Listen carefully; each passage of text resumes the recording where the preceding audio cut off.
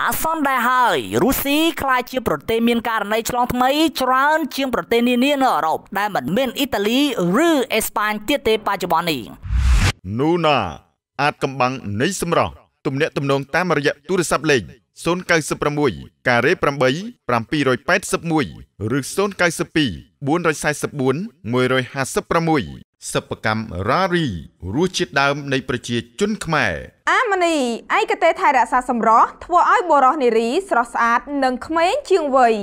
ប្រើ ERP brand មិនធ្វើឲ្យលោកអ្នកខកបំណងមានស្តង់ដារទទួលស្គាល់ពីរោងចក្រនៅប្រទេសថៃយោងតាមសារព័ត៌មាន Daily Mail បានឲ្យដឹងថាលោក Vladimir Putin នឹងដាក់ពង្រាយអធិបតេយ្យនិងយន្តហោះគ្មានមនុស្សបើកនៅទីក្រុងមូស្គូដើម្បីពង្រឹងការចាក់សោខណៈប្រទេសរុស្ស៊ីបានកត់ត្រានៅការកើនឡើងថ្មីនៃការឆ្លងវីរុសនេះតែនៅផ្លូវការបានបង្ហាញថាចំនួនអ្នកស្លាប់បានកើនឡើងពី58នាក់ដល់1280នាក់ដោយមានករណីថ្មីចំនួន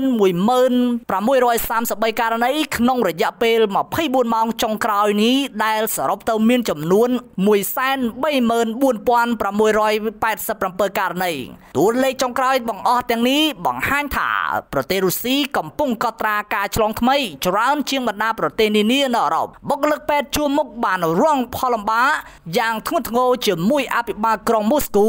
លោកសេជេសូបយ៉ានីនដោយបានសារភាពថាមានមនុស្សប្រមាណ 2000 នាក់ដែលទទួលរងពីជំងឺកូវីដ នៅក្នុងរដ្ឋធានីនេះឆ្មាំជាតិរបស់រុស្ស៊ីក៏នឹងដាក់ពង្រាយអធិបតេយ្យនិងយន្តហោះ drone នៅទីក្រុងមូស្គូដើម្បីតាមដានការអនុលោមតាមវិធានការចាក់សោអំឡុងពេលវិស្សមកាលក្នុងសប្តាហ៍នេះមានការព្រួយបារម្ភថាអាកាសធាតុនាទីខារ៉ាដូនិង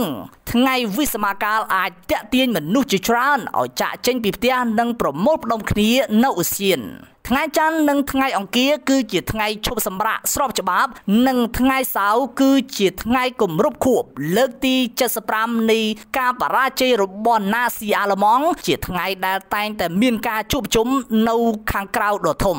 ទីក្រុងមូស្គូបានក្លាយជាចំណុចក្តៅសម្រាប់វីរុសនៅក្នុងប្រទេសរុស្ស៊ីដោយអភិបាលក្រុងបានប៉ាន់ប្រមាណពីលទ្ធផលនៃការត្រួតពិនិត្យថាប្រជាជនចំនួន 2% ត្រូវបានរងគ្រោះដែលច្រើនជាង 1/4 នៃប្រជាជនរាប់លាននាក់ជាងពាក់កណ្ដាលនៃអ្នកស្លាប់ថ្មីគឺនៅទីក្រុងមូស្គូលោកសូប៊ីយ៉ានិនបាននិយាយថាបច្ចុប្បន្នមនុស្សប្រហែល 1000 នាក់កំពុងមានជំងឺហើយ 1000 នាក់ផ្សេងទៀតបានជាសះស្បើយពីសារព័ត៌មានដើមដង News